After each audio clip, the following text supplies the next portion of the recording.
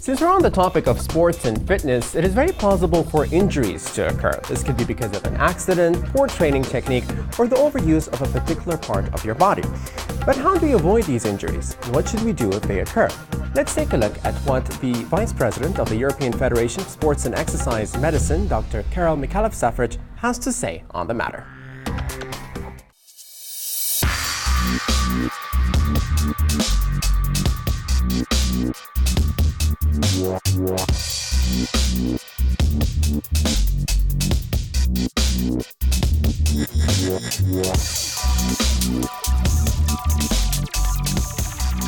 You have to remember that you have to gradually go into exercise.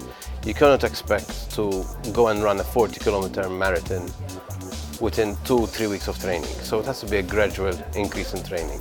Also, what worries me very often that people say, okay, I need to lose weight. Let me go and join the gym. And in the gym, they don't worry about technique. They go, they use machines, they don't seek advice. Technique and gradual increments are vital for injury avoidance.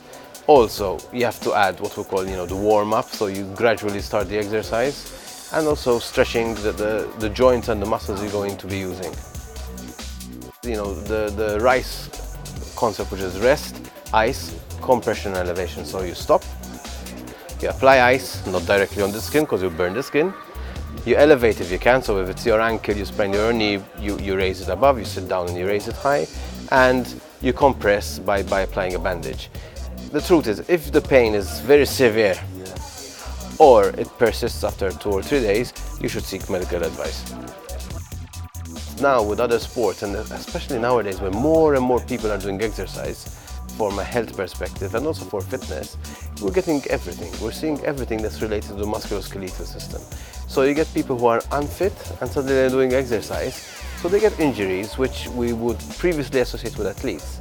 And so now we have to treat the general public as well.